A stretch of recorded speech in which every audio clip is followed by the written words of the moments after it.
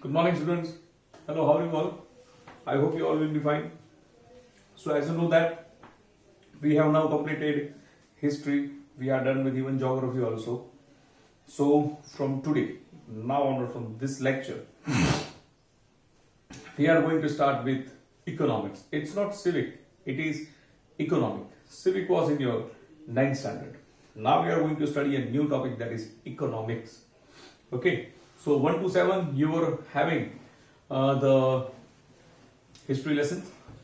8 to 15, 8 to 14 you are having the geography lessons, and from 15 to 21 you are having your eco lessons.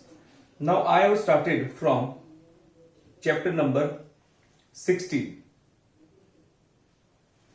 Okay, so we are going to continue with chapter 16. 15 I'll explain you later on, because there was one topic, that economic reforms of 1991. That's why I decided to start with chapter number 16. It's a very short lesson of 1, 2, 3 and 4 pages. Just 4 pages lesson. So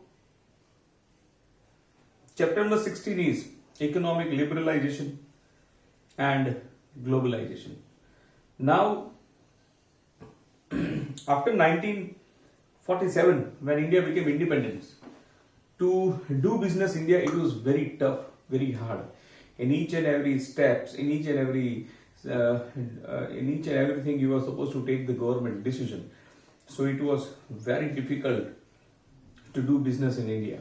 So India was not developing, and even it was not progressing. So government decided to do something. So after 1991, 3 economic reforms took place in India. That is known as economic liberalization, globalization and privatization. Now what is liberalization? After 1947, business were very difficult to do in India. It was very, very tough to do business in India. So government made all the policies liberal. Thodi policies હળવી કરી નાખી. Export import ઓછું કરી નાખ્યું. Export import duty કાઢી નાખી. So this was very easy. So business became liberal.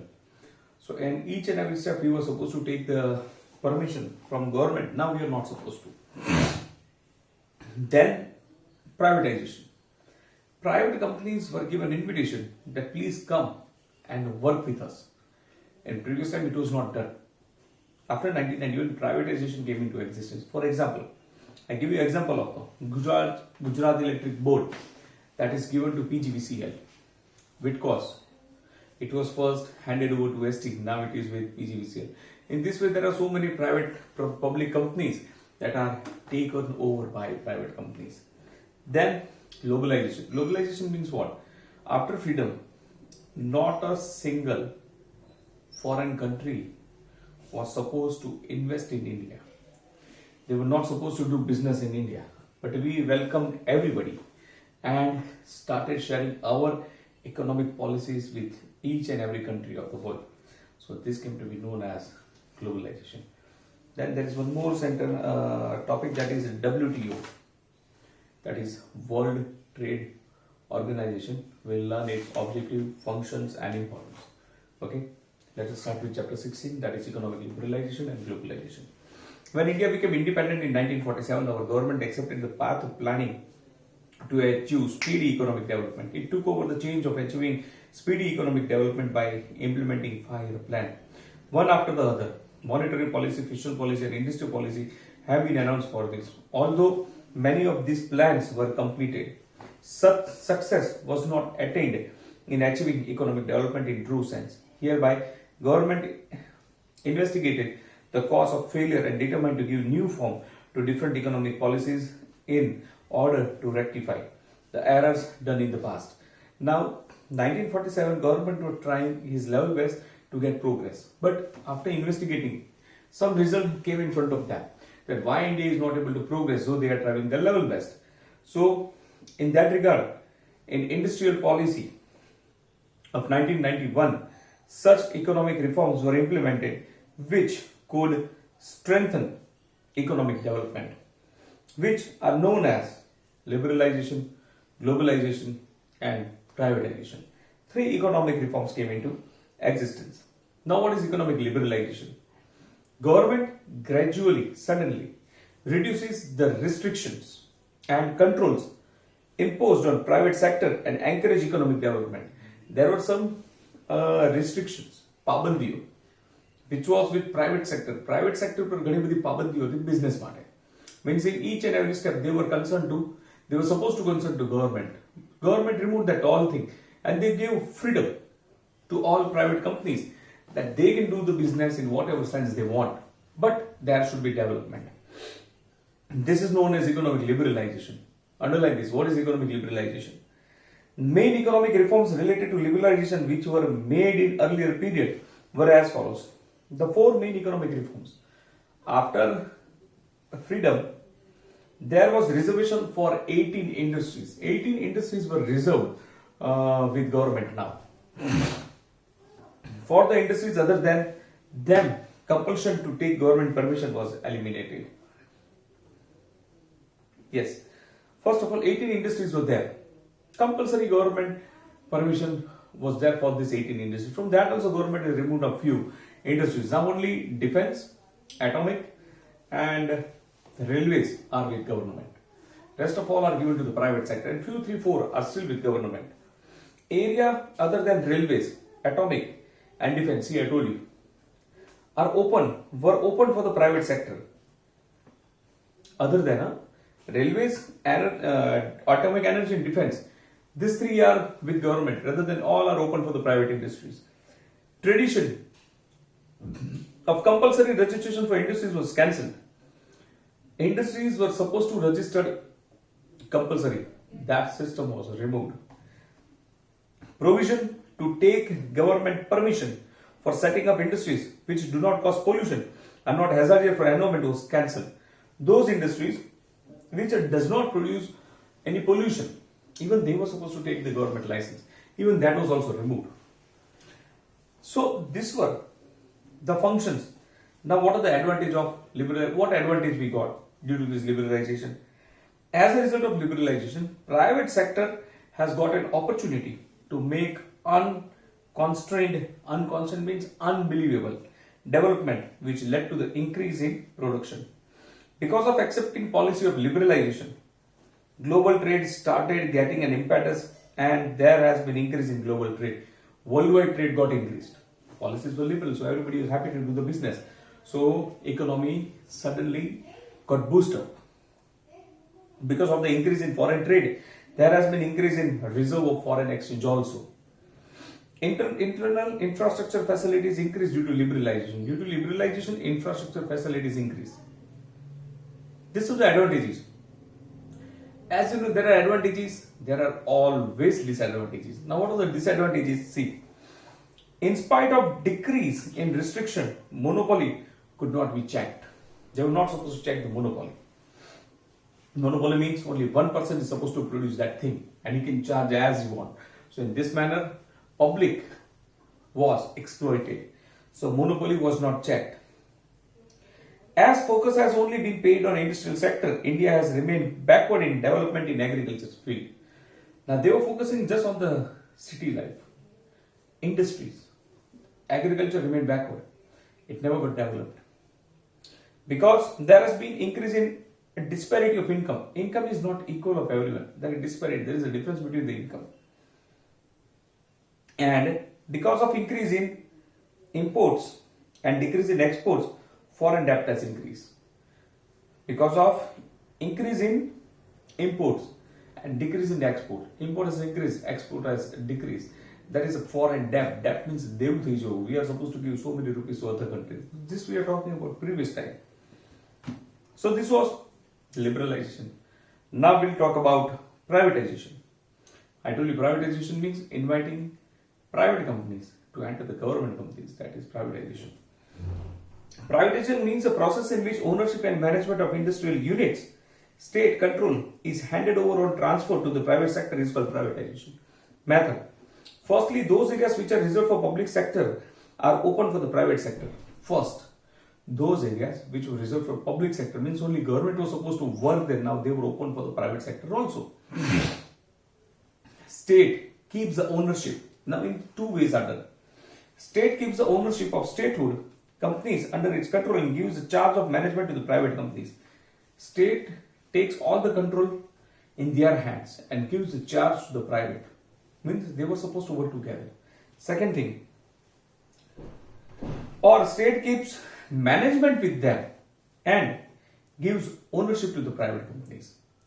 Means major decisions are taken by the private in this thing. So this was the way the private companies invited.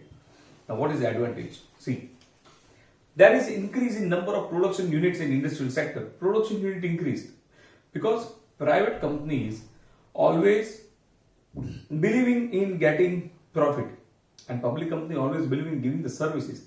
Profit is the second option. Production has been increased in capital intensive and consumable commodities due to privatization.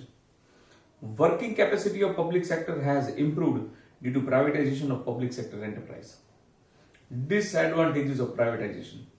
Economic power has centralized. Economic power got centralized means the economic power is only in the one hand, private companies. As a result, because of which evil of monopoly has increased. That's why monopoly is increasing day by day. See, thumbs up is a monopoly. You will not get any other brand of thumbs up. Simple, in Gujarati, Sadi Soda, so many companies are giving. Pepsi, then McDowell, then Bisleri, everybody is having that. So this is an example of monopoly. Cottage industries have not developed properly due to privatization. Due to privatization, cottage industry is not getting developed. Only large industries have benefited. So price have not remained under control to privatization. This led to the problem of price rise. Now price was not under the control.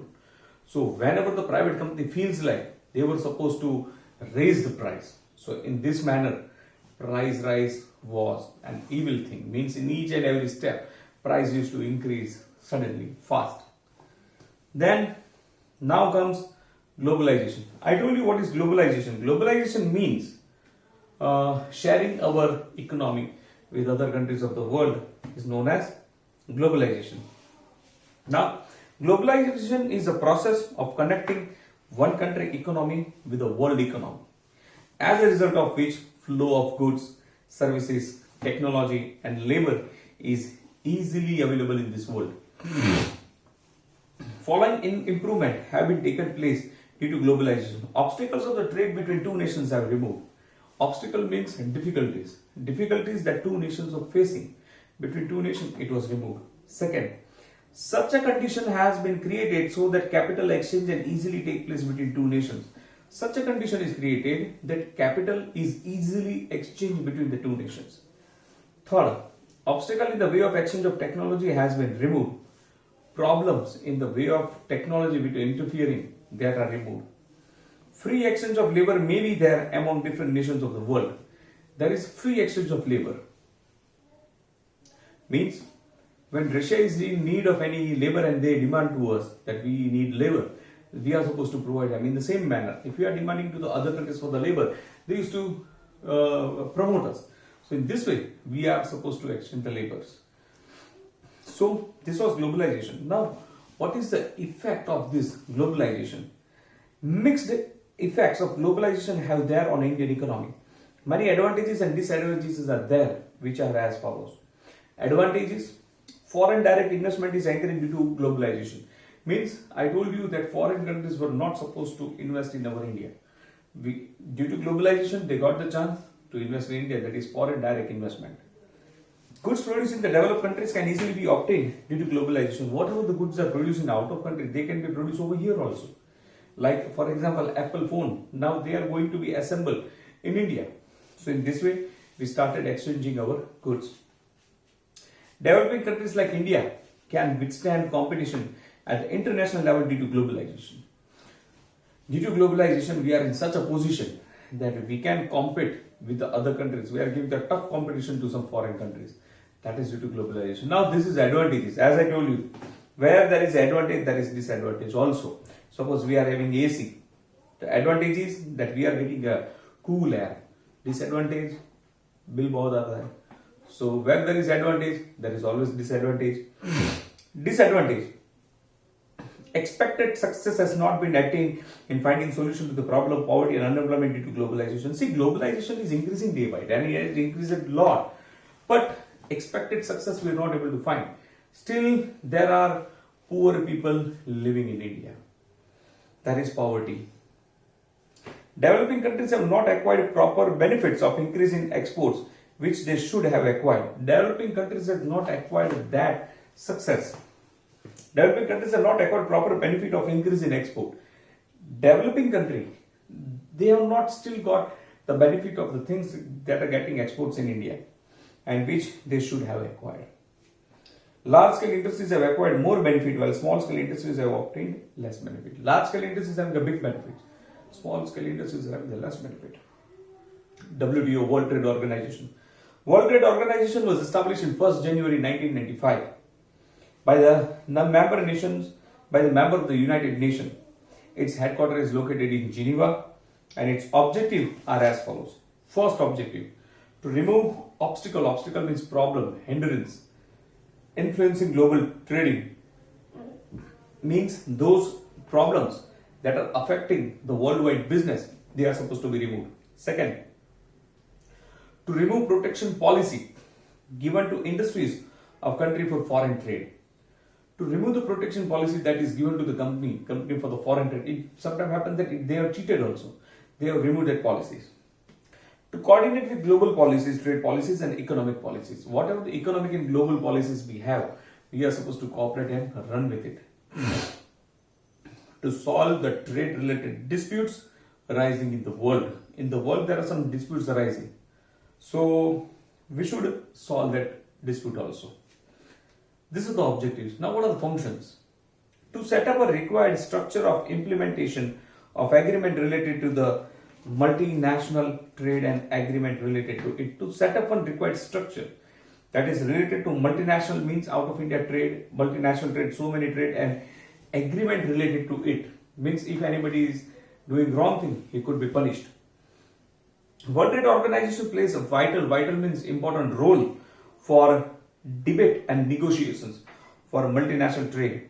WTO encourages unbiased international trade. Unbiased means uncleared. Different nations follow their own national policies. It observes them and suggests required improvements. Each and every nation follows different policies for the business. So we need suggestions from them that how we should work. Now what is the importance of it? India is a member of WTO, World Trade Organization since its inception. Inception means since its beginning. The day WTO was conducted, since that day onwards we are a member of it. So inception means since the beginning. So what will be impact on the organization on India, or which type of benefit would India acquire are discussed below. First, India contributed to the world trade was 5%. It's something more, that this figure is wrong. I'll let you know later. India contributes to the world trade was 5%. Our export have increased tremendously due to increase in international trade. As a result of India's contribution in world trade has increased to 1%. It must be 10%. Our trade has increased day by day, and as we have joined WTO, our trade is increasing day by day tremendously. Being a member of WTO, as we are the member of WTO, export of ready-made clothes of our country has increased. As a member of WTO, India has been able to increase export to its agriculture products. Even agriculture products is also increased at international market. Due to increase in export, pressure on imports has reduced and foreign investment has been increased in foreign exchange. Thus, as a member of WTO, World Trade Organization, India will be not only get above mentioned but benefits also has to comply with some conditions. It is especially dependent on how fast India increases its infrastructure facilities and how developed countries treat India. Sustainable development. Now what is sustainable development? What we are enjoying, natural and man-made things right now, in the same manner we are going to hand it to our upcoming generation. That is sustainable development. Means what your mother, father has enjoyed in this nature, they are handed over to us. Now we are going to hand it to our upcoming generation in the same manner without disturbing it. That is sustainable development. According to the definition of sustainable development is a development which meets the need of the present generation without compromising with the ability of future generation to meet their own needs. This is sustainable development. Thus, the idea of sustainable development developed because of extreme effects on nature near human habitation and man-created cover environment. Why this idea of sustainable came into existence? Because man has disturbed nature in many things. He has badly disturbed the nature. So the idea of sustainable development emerged. The way and the speed with which present generation is developing, it cannot be maintained in the future. There is a fear that luxurious which present generation is enjoying may not be there for future generation. Whatever present generation is enjoying, it may happen that cannot be available in upcoming future generation. It may happen if we are recklessly enjoying all the things in this bad manner. There is a tremendous decrease in natural resources due to economic development, and their quality is also deteriorating. As man's needs are increasing, the things available in nature are also decreasing, and there is no quality also. In this condition, there is a need to change the idea of development.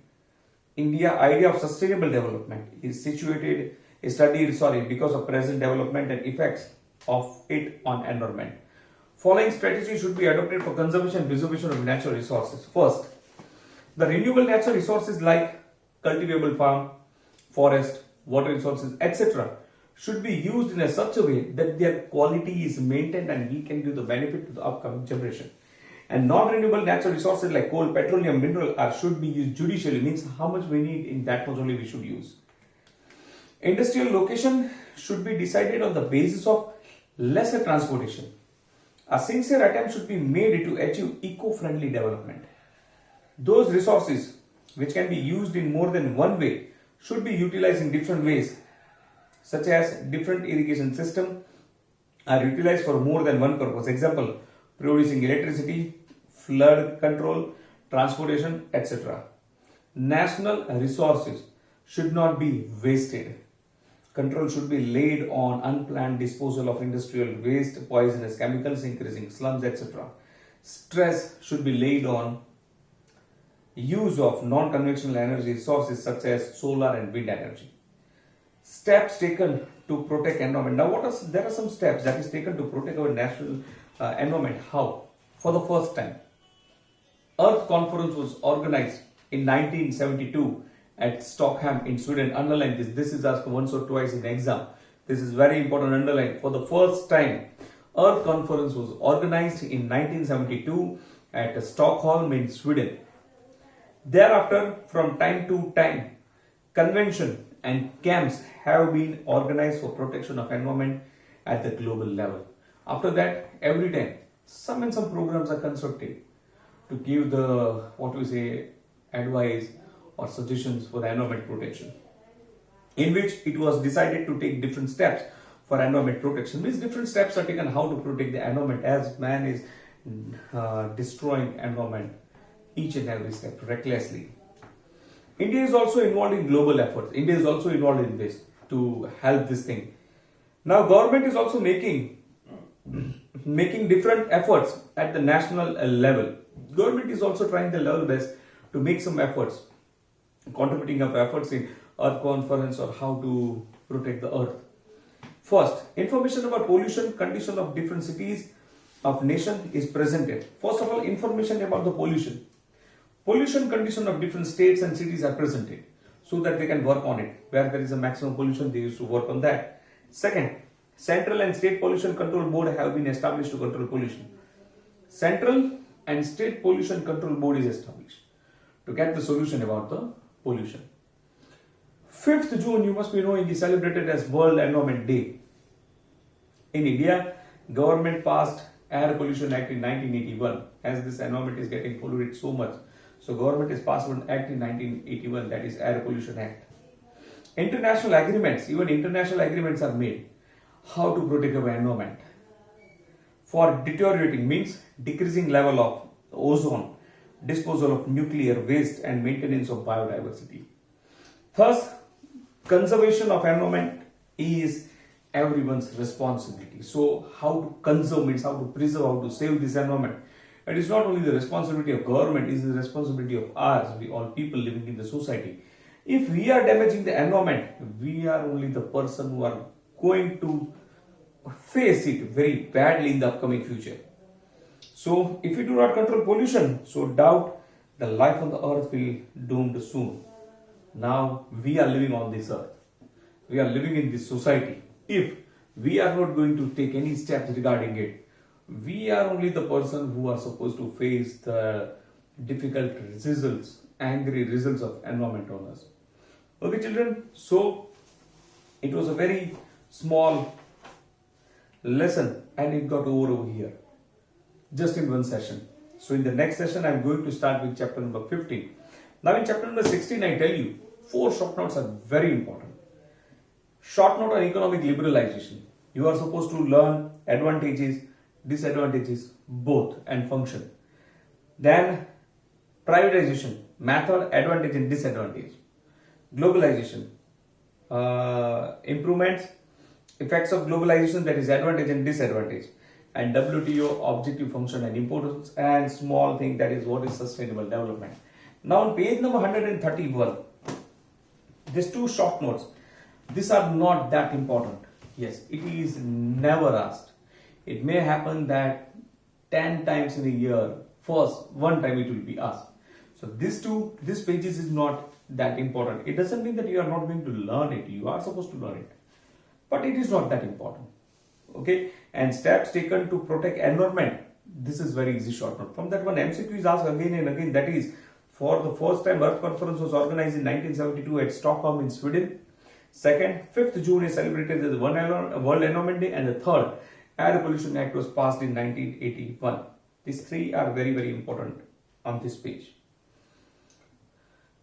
Yes. Okay. Only this much is important. So, our lesson 16 is getting hand over here. Now, in the next session, I am going to explain you that is chapter number 15. So, I request you to read chapter number 15. Okay, so that when I'll explain you, it will get very clear to you. Okay, children. So, I'm just ending lecture over here. Thank you. Take care.